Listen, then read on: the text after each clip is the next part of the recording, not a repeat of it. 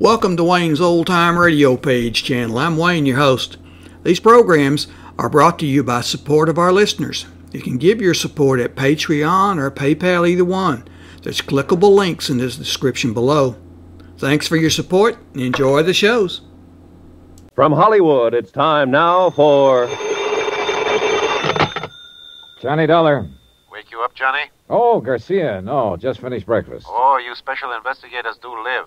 Suppose that insurance company of yours could put me on expense account? Maybe. If you found that $100,000 worth of stolen furs. Just a matter of time, Johnny. Now you're talking like a police lieutenant. How soon can you come down here to headquarters? What's up? Has the watchman talked? Crispin? No, he's still in a coma. But I want to know some more about that kid you mentioned on the phone last night. Eddie Monty. Yeah. Well, I don't know. That was told to me in confidence. Look, Johnny, I'm going to talk to you like a policeman for a minute. A man named Weller was knifed to death last night. And from what you told me yourself, his death is probably tied in with that warehouse robbery. Another man is dying at Queen of the Angels. So, confidence or no confidence, I want to know about that kid. All right, Garcia. I'll be there in 20 minutes.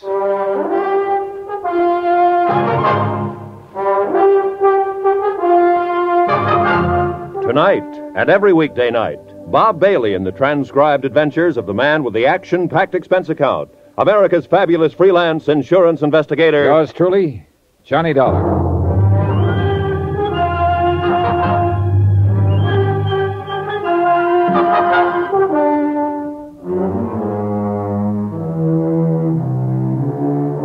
From Special Investigator Johnny Dollar, location Los Angeles, California.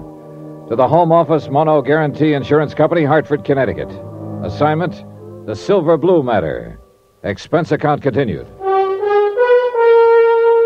Item 10, $1.45. Taxi from my hotel to the police headquarters office of Lieutenant Garcia.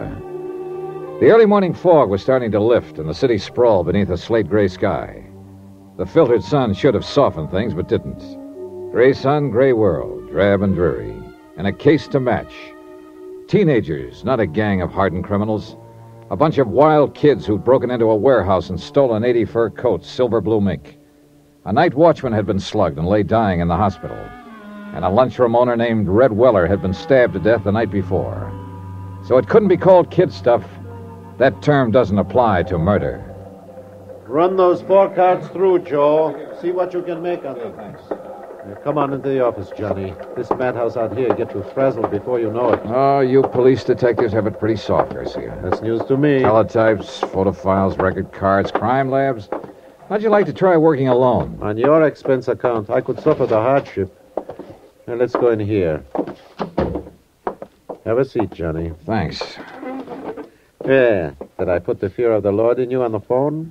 You were real impressive. Yeah, the chief was breathing down my neck. Then I'll stop trembling.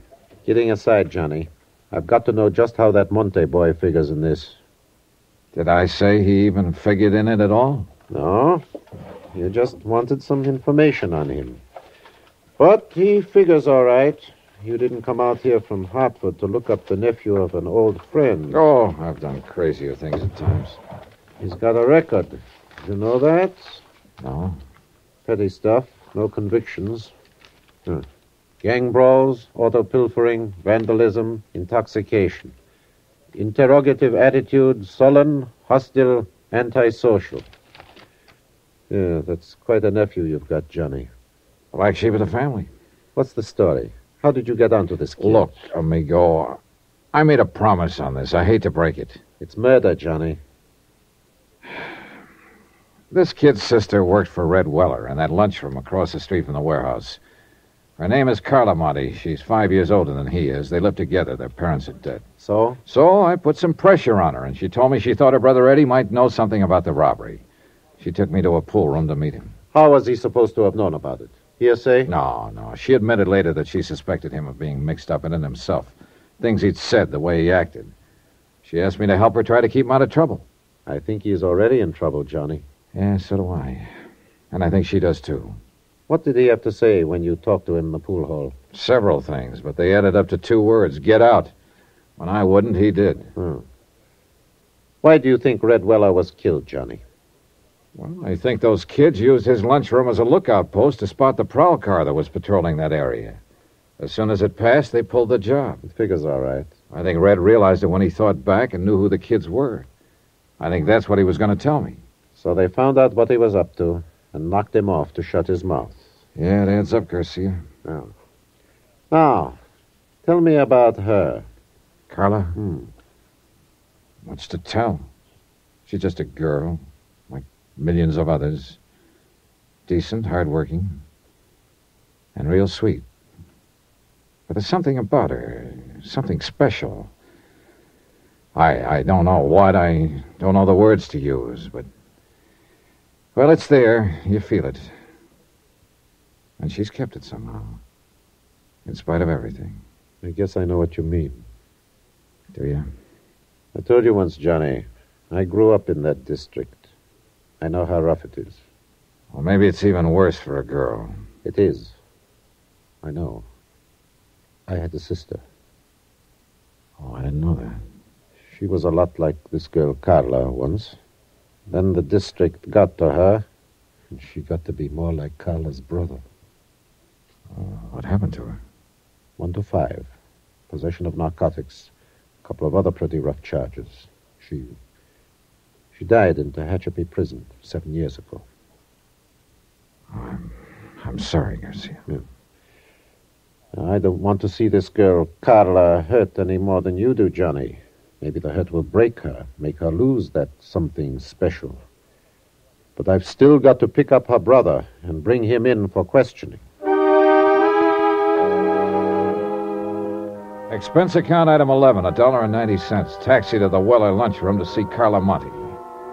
Lieutenant Garcia had a police detail checking known fences and borderline dealers specializing in furs. But so far, none of those contacted had been approached by any member of the warehouse gang. Albert Chrisman, the night watchman who had been slugged during the robbery, was still in a coma, unable to talk. So Carla remained my best, in fact, my only lead to the case. The lunchroom was closed. I paid off the taxi, walked 3 blocks to Carla's apartment house, climbed the stairs, and knocked on her door.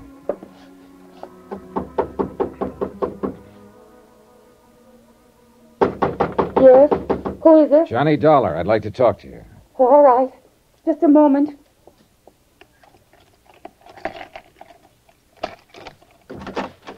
Come in, Johnny. What were you expecting, a major invasion? I don't know. I don't know what I'm expecting. Easy, Carla, easy. It's not the end of the world. Eddie didn't come home last night. Oh? I tried, Johnny. I tried to be a mother and father both to him. What did I do wrong? Well, that's the kind of question that doesn't always have an answer. Have you got a drink in the house? Have I what? Got anything to drink? Well, there's some brandy, I think. All right, get it. Well, I don't know if it's a good brand or not. It doesn't matter. Bring 2 glasses. Pour out a couple of stiff ones. No, I don't. Go ahead and pour them, 2 of them. All right. Is this a snapshot of Eddie when he was younger? Yeah. He was in junior high school then. It was taken at summer camp when he won a medal for swimming. And that was the only year I could afford to send him. Here you are, John. Thanks. All right, here's a go. Oh, I don't think. Now drink it, all of it. All right.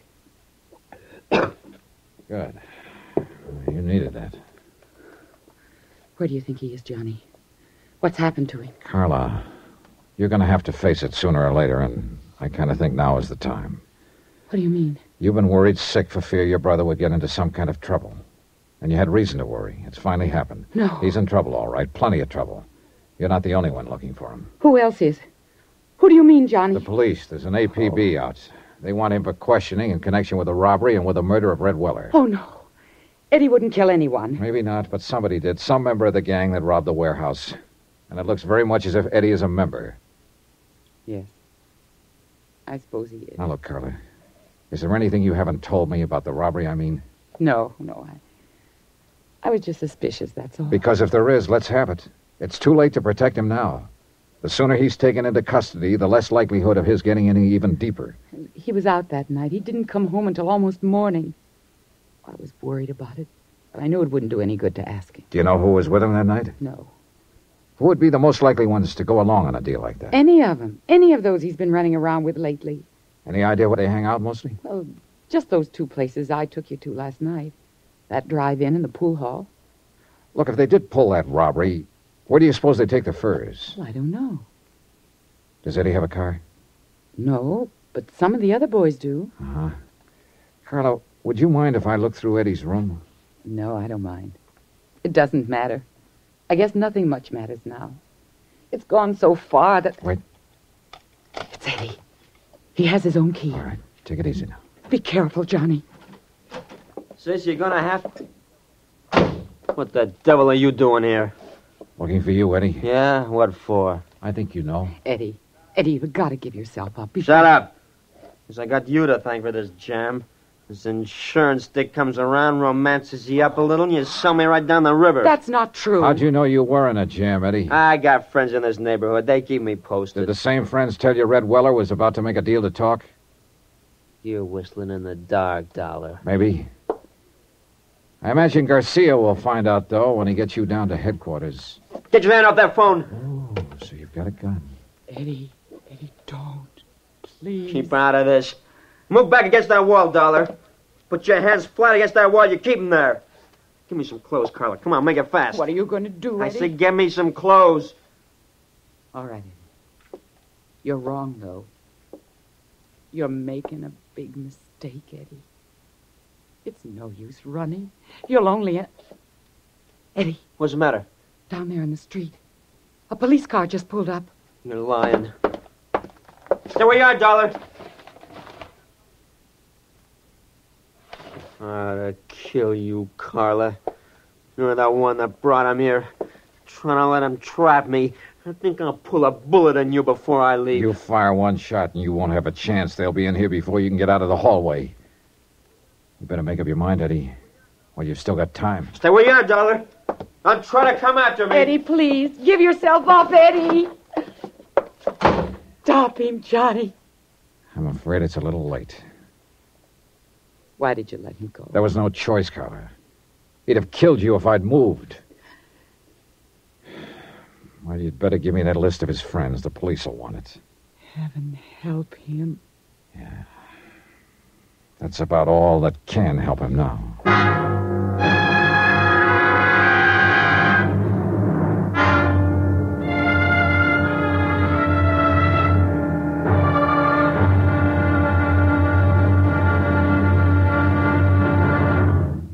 Now, here's our star to tell you about tomorrow's intriguing episode of this week's story. Tomorrow, a police net tightens and traps a frightened rat.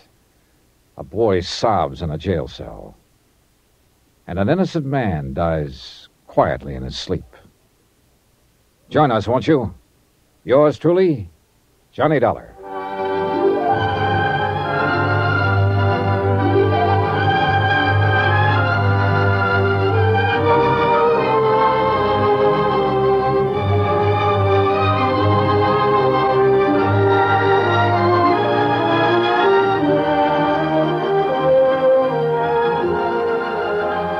Yours truly, Johnny Dollar, starring Bob Bailey, is transcribed in Hollywood.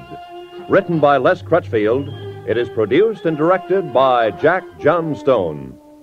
Be sure to join us tomorrow night, same time and station, for the next exciting episode of Yours truly, Johnny Dollar. This is Roy Rowan speaking.